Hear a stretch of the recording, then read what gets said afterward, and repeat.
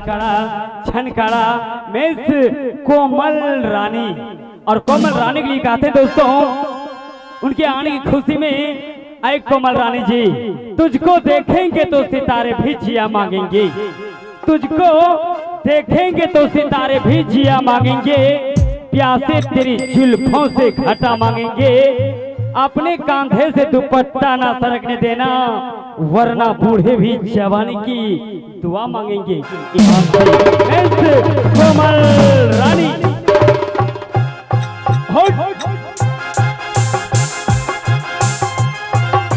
भाई वाह, क्या बात है।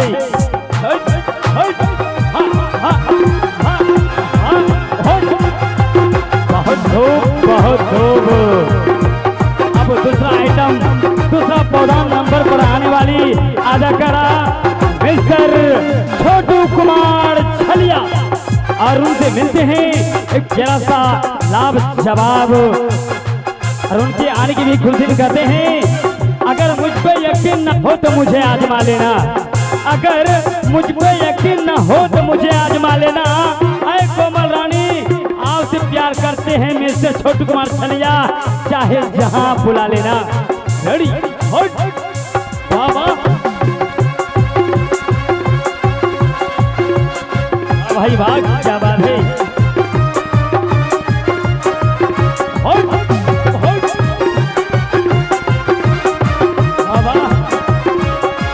जी हाँ,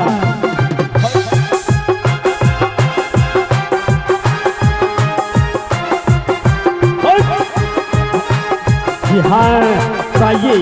अब तीसरा नंबर पौधान पर आने वाली वो कलाकार है हमारी इस कंपनी को भंडार मिस गुड़िया रानी, और उनके आने की भी खुशी में कहते हैं मिस गुड़िया जी के लिए पत्थर क्यों मारती हो पहाड़ मार दो, पत्थर क्यों मारती हो पहाड़ मार दो।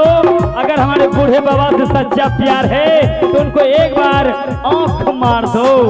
मिस गुड़िया रानी हट हट हट,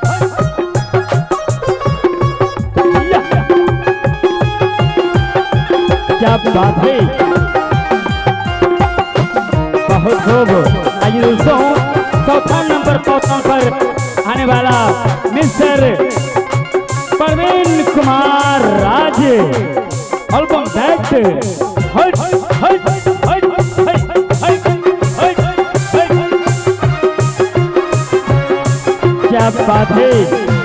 वाह भाई वाह, वाह वाह, बहुत खूब। अब 5वां नंबर पर एक होनहार मिस्टर संतोष कुमार राज, वाह भाई वाह, वाह वाह, क्या बात है। ए भाई, गुजरात से चलकर आए हुए हैं संतोष कुमार जी।